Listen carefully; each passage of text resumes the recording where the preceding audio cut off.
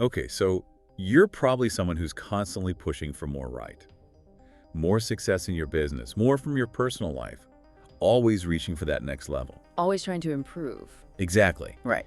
But what if I told you the key to unlocking it all isn't about adding more to your plate?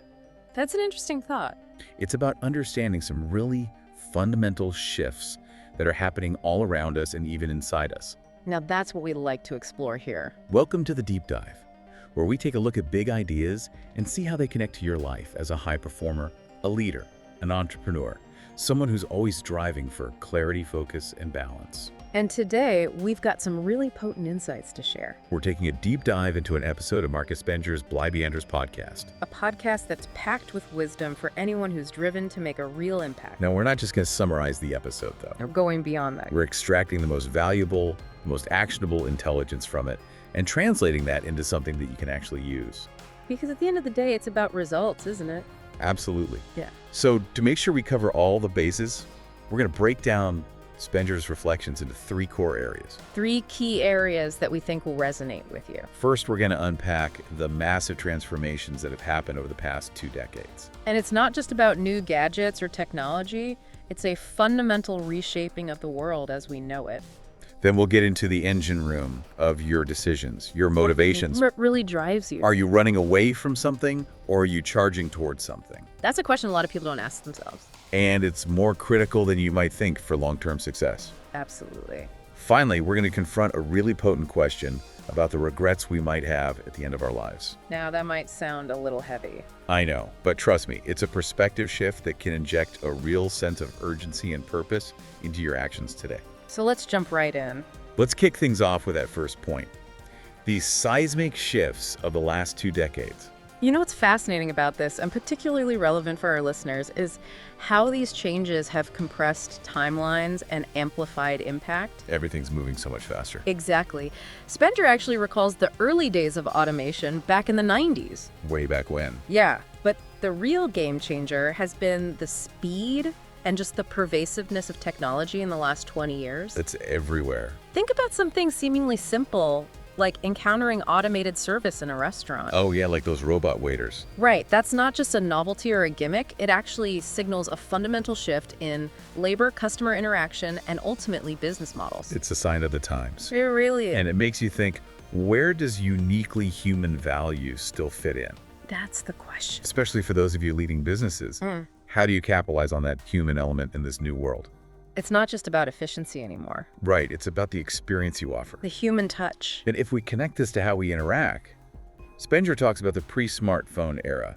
Ah, the good old days. Right. When SMS was the cutting edge. Remember that 140-character limit? Oh yeah.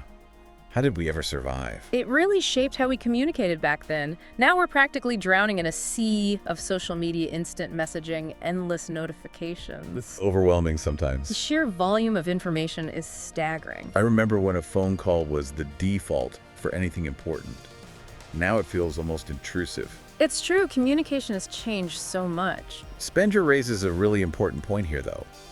Has this constant connectivity, while offering incredible advantages, also subtly eroded our capacity for deep listening and nuanced conversation. That's a thought-provoking question. For someone leading a team negotiating deals, that's a critical skill to protect and cultivate. It's essential. Absolutely. So think about this for a moment. As a leader, how are you ensuring that the tools designed to connect are not inadvertently creating distance or hindering genuine understanding within your organization and with your clients? It's a delicate balance.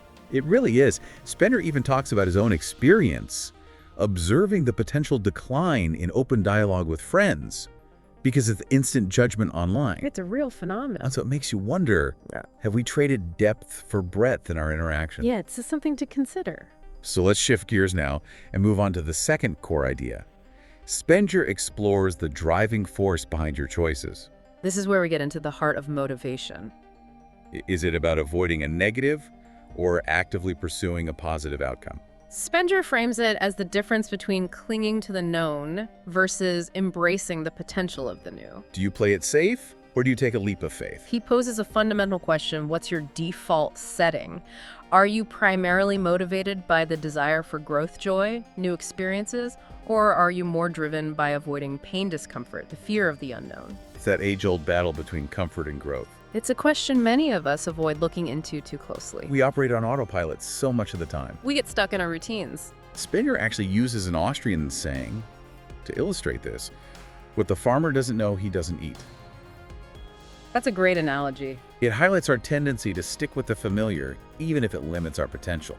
We're wired for loss aversion. We'd rather avoid a potential loss than go for a potential gain, even if the gain could be much greater. It's a powerful psychological force. And for you running a business, this might show up as sticking with a comfortable but stagnant strategy out of fear of disrupting the status quo. Even if that status quo is slowly becoming obsolete. Right, you're clinging to what you know, even if it's not working as well as it used to. And Spenger points out the potential trap of postponing joy and fulfillment until some undefined point in the future, like retirement. Yeah, waiting for someday. It's a dangerous game to play. That all comes back to that classic risk-reward calculation. But so often we overweight the risk of change. We focus on what we might lose instead of what we might gain. Exactly, and this ties directly into how we approach new challenges. Do you see them as opportunities for learning and growth, or as threats to be avoided at all costs? Do you embrace the challenge, or do you shy away from it? Your mindset here dramatically impacts your ability to adapt and innovate. It shapes everything. So let's bring back the towards versus away from framework. I like this framework. It's really helpful. Are your decisions primarily driven by a compelling vision of the future you want to create, or are they mainly reactions to current pressures or anxieties? Are you running towards something or away from something? Understanding this fundamental driver can bring immense clarity to your strategic choices and your personal development. So take a moment right now and think about it in your business and in your personal life. Are you more often proactively seeking new horizons or reacting to avoid perceived threats? It's a subtle but crucial distinction. And it can have a massive impact on your trajectory. Now let's move on to that final thought-provoking question that Spenger raises about end-of-life regrets. This one really gets you thinking. Spenger encourages us to confront our own mortality and consider what will truly matter in the long run. What will we look back on and say, I wish I had done things differently? He asks, will your deepest regrets stem from the things that happened to you, circumstances beyond your control, or from the opportunities you didn't pursue, the risks you shied away from, the actions you failed to take? It's a powerful question, isn't it? It really makes you reflect on your choices. Will you look back and wish you had played it safer? Or will you regret not having swung for the fences when the opportunity arose? It's about the difference between a life passively lived and a life actively shaped. Taking control versus letting things happen to you. Exactly. Spenger suggests that the greater burden of regret often comes not from failures along the way, but from the inaction, the roads not taken. The things we didn't do. It reframes failure not as a finality, but as an integral part of growth. We learn from our mistakes. We do, and it highlights the potential for a far deeper sense of loss in a life characterized by missed opportunities. It's about living a life without regrets. That's a powerful idea. And this leads us to a quote that Spenger shares. Only the fool leaves everything to fate. The wise person creates their own problems. Now that might sound a little counterintuitive at first. It definitely caught my attention. But what's so compelling about this quote is its call to proactive engagement. Taking charge of your own destiny. Creating your own problems isn't about seeking out negativity. It's about consciously choosing your challenges, stretching your capabilities, taking ownership of your journey. It's about being the architect of your own growth. Not a passive recipient of whatever comes your way. So let's distill this down for our listeners. Today, we've explored Markus Spenger's insights, and 3 key themes really stand out for someone navigating the complexities of leadership and high performance. 3 key takeaways to remember. First, the profound technological and societal shifts of the last 2 decades. From the fundamental changes in how we communicate and connect to the increasing automation that's reshaping industries. These shifts are happening all around us. Think about how they're directly impacting your business and your strategies. How are you adapting to these changes? The second theme we looked at was the critical difference between an away-from motivation, driven by the desire to avoid pain or loss, and a towards motivation, fueled by the pursuit of joy, growth, and new possibilities. Which one is driving you?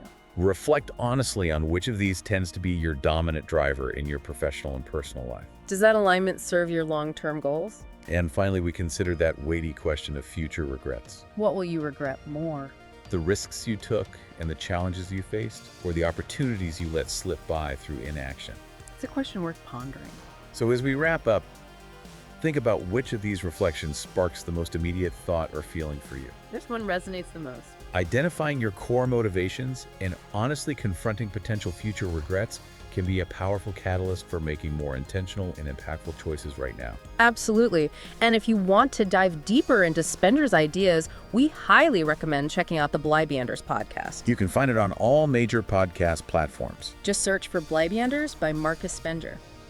Now, as you go about your day, consider this. What problems, what deliberate challenges will you actively create for yourself in the pursuit of greater growth, impact, and balance?